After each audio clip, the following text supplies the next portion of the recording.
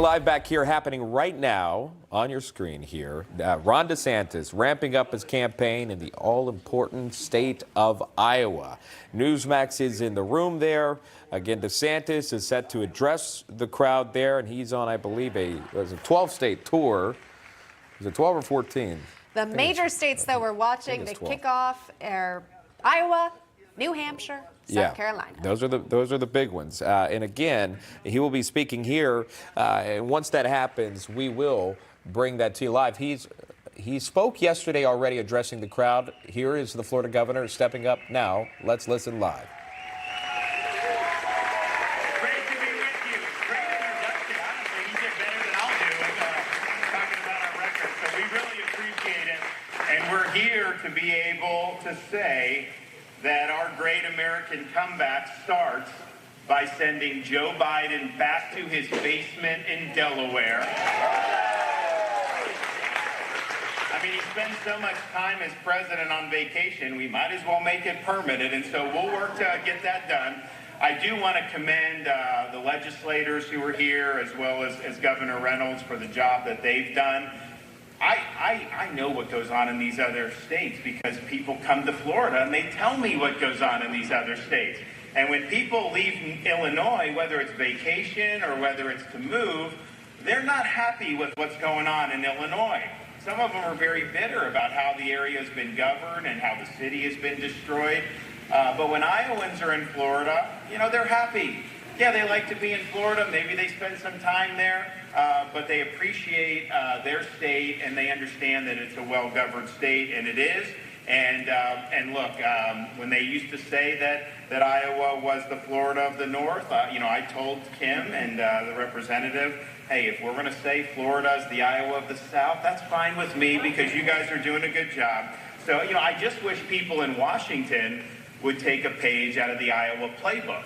Because I think if they did govern the way Iowa approached, our nation wouldn't be facing pouring in that are killing tens of thousands of Americans. We have an economy where the federal government's policies are making it more difficult just to make ends meet and to afford basic necessities of life. Our dollar's lost almost 20% of its value in the last 4 years.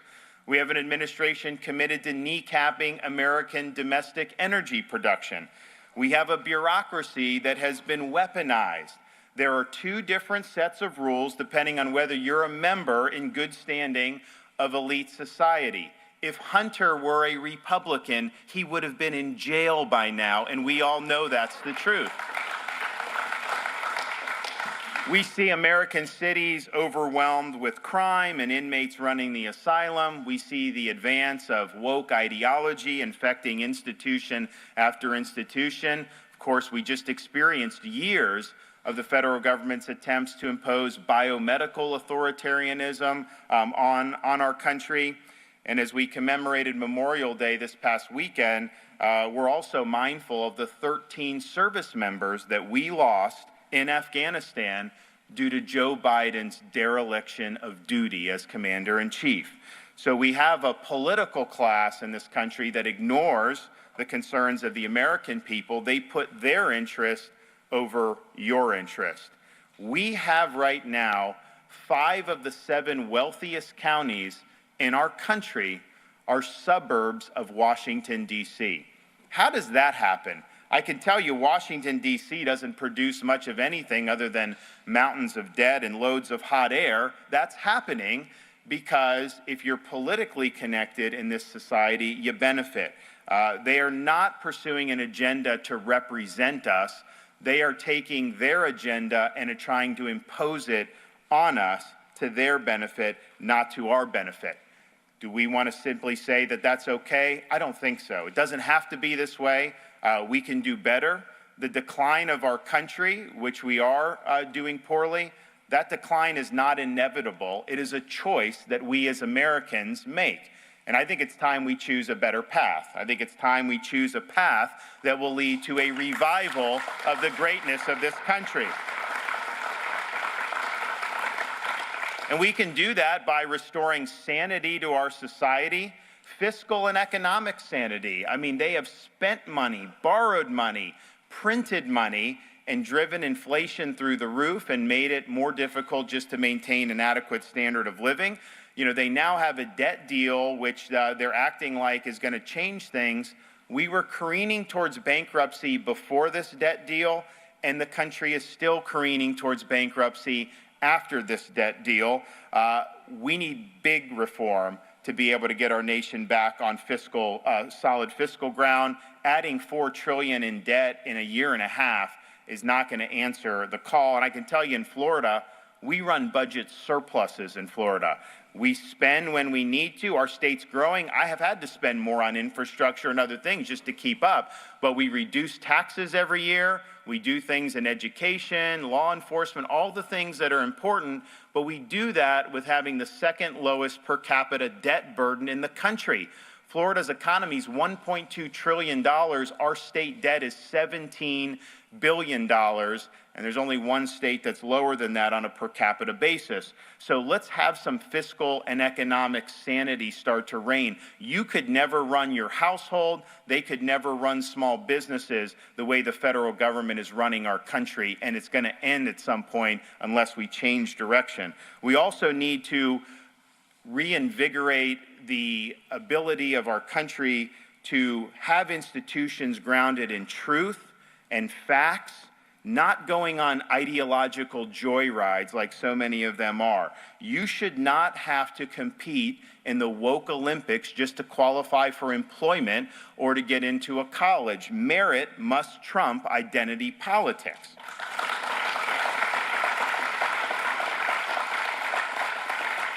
We also need to restore a sense of normalcy to American communities. We're a sovereign country.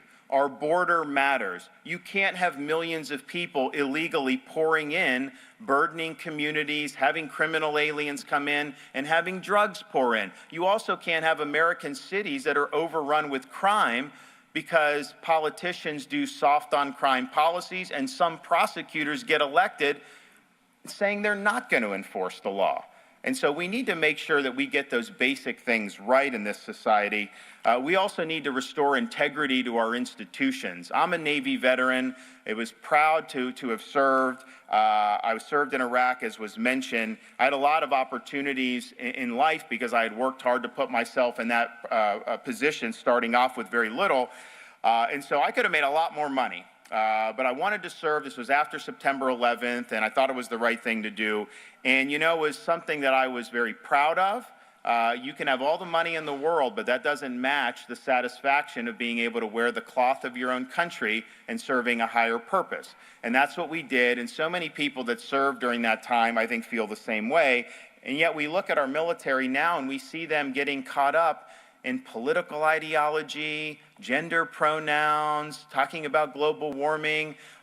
We need to reorient things like the military back to its core mission. Is it any wonder why recruiting has suffered? People don't want to be part of a woke military. They want to be a part of a military that has its eyes on the prize. We also have to recognize that we have a constitutional system that's out of whack. Our administrative state is not answering to the American people. In fact, most of the important issues that get decided in our country right now don't even go through the elected representatives anymore. They're decided by unelected bureaucrats. So we need to be on a mission to restore the government to its rightful owners, we, the American people. We have to make sure that truth is the foundation of everything we do. There is a truth. It's not my truth or your truth. It's the truth. And we also need to make sure that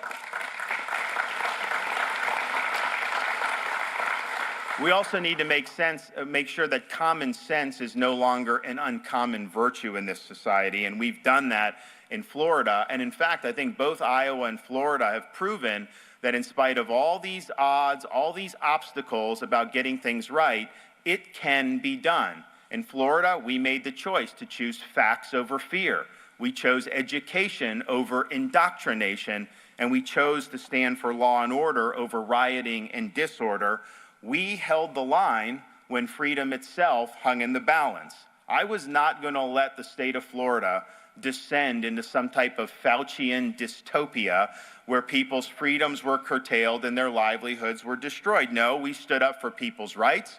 We protected people's jobs and small businesses and guaranteed, like your governor did, that kids had a right to be in school and get an education in person 5 days a week. In short, Florida, we chose freedom over Fauciism, and we are better off for having done that.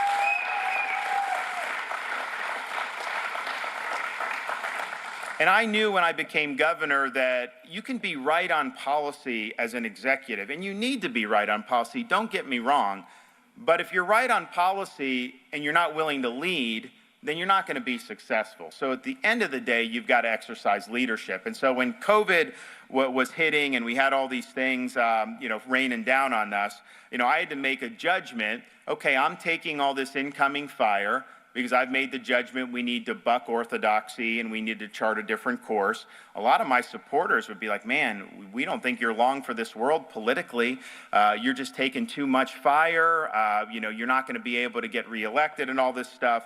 And to me, a test of a leader is, are you willing to do the right things in the face of intense criticism and opposition? Are you willing to stand all alone for what's right, even when it may not be popular in the moment?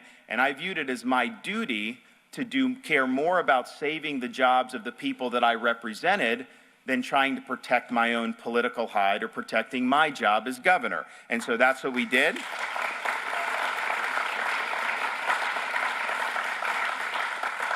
And people appreciate when they see you standing up for them. Leadership, at the end of the day, it's not about entertainment. It's not about building a brand. It's not about virtue signaling. It's about producing results. And in the state of Florida, we've been focused on results, and we have produced results that are the envy of the nation. We have, in the state of Florida, prohibited any land purchases by the Chinese Communist Party and its affiliate. No farmland, none of this. We've also kneecapped so-called ESG in the state of Florida. No ESG in the pension funds, no social credit scores, and we've prevented woke banking practices that discriminate against conservatives in Florida. That is done. We were able to sign the heartbeat bill into law, the strongest pro-life protections in modern Florida history. Now, we don't have an income tax in Florida. I know your governor is working on getting there, but you should try it. It works well. All right, you're listening live there to 2024 presidential hopeful and governor of Florida, Ron DeSantis, speaking.